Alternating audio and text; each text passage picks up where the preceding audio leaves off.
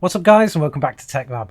So I decided to put this video together at request from our Discord community to talk about this mini retro gaming PC that I've been working on. As PC building is still in a bit of a mess, in particular with pricing, I decided to focus a bit more on some of the older mods and projects that I wanted to do, and this was one of them. I wanted to build something that was in small form factor that could play some of the retro games from the Xbox 360 and PS3 days, which were pretty much some of my most favourite days in gaming, because you always seem to have a new release just around the corner that was an excellent game to play. As it's more of a prototype really, I do want to take this further going forward, so make sure you subscribe to the channel to catch those videos first.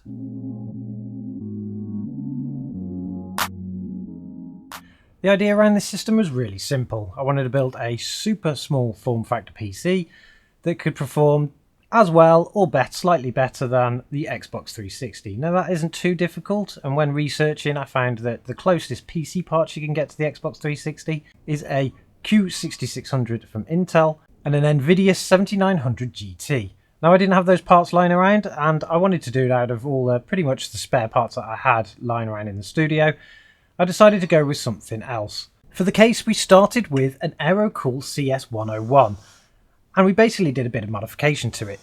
As you can see, the side panels are very similar, but what we did is we removed the front and we literally just cut it in half with a grinder. Where we cut it from actually allowed us to save the back I/O so that everything was in place, as well as the mounting for the motherboard inside. Now, even if we'd have gone for a Q6600, trying to get a socket 775 motherboard that would actually fit into this case was near impossible anyway.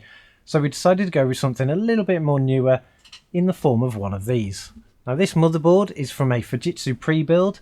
They are pretty much the same width as an ITX board, which is what we needed, but you do get the slightly extra length, which is nearly as big as a micro ATX. I think they're just slightly smaller, and it also gives us the extra PCI slots.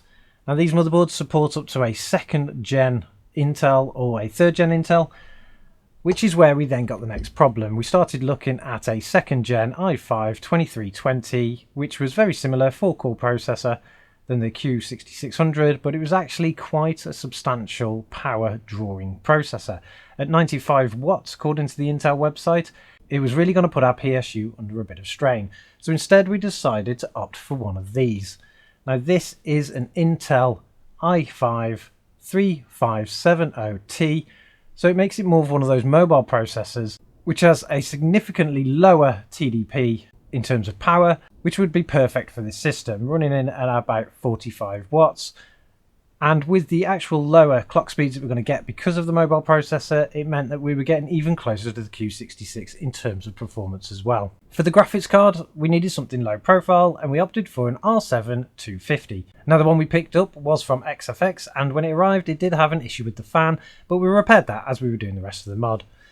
If we take a look at the system, we can have a look at what's actually in there and how we managed to cram all this in. Removing the side panel, which actually does work as a functional side panel, we can see that we've managed to cram the system in quite well. We've got the low profile Radeon card there.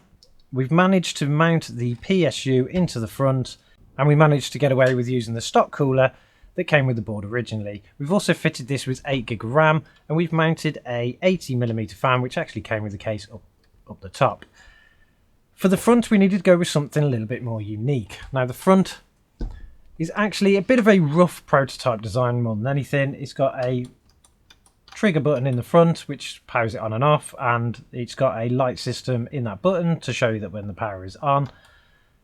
And we made it out of 2 pieces of MDF. So this is just wood that's actually been painted with a spray can in a textured paint, and then painted with the rest of the system in black. Now it's not perfect by all means, but it gave us enough ability to be able to see what the system would look like afterwards. We also managed to fit the system with an SSD, so I would always recommend using an SSD even though we were trying to build something retro, because it's not really going to affect the gameplay as such, but it's going to make sure that your operating system runs really fast. And the SSD we opted for this was a 240GB Western Digital Green SATA drive. But that's enough about the specifications. Let's take a look and see what it actually does when playing some of these older games.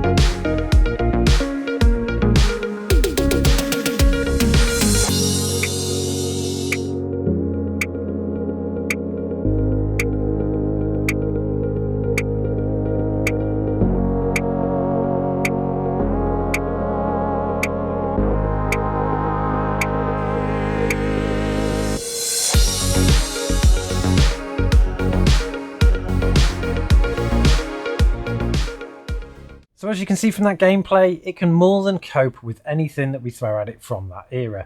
The increase in specification over the Xbox 360 also allows us to run things in much higher settings so that we don't actually get much of an eye strain when looking at what that old quality picture would look like.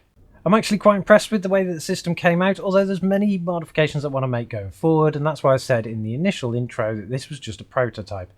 I think two areas that I really want to focus on improving is going to be airflow from the front, so I need to figure out a way of doing that. And to also reduce some of the noise. The fans that are actually present in this system, because they're very small fans, they run at very high speeds, and that actually causes quite a lot of fan noise from the system itself. Now, to be able to fix all of this, I think what I'm going to have to do is actually take a bit more of a thought on how I build the case itself. So I'm going to get a hold of another chassis and see what kind of modifications we can do. Make sure you drop in the comments what you think about this system, and also any ideas that you have on how we could improve it even further. And don't forget, if you want to actually see some of these projects in their early stages before we do a video on it, make sure you join the Discord community with the links in the description below. And you'll be able to see all the work we do as we go along, and also feed into some of the mods we're doing.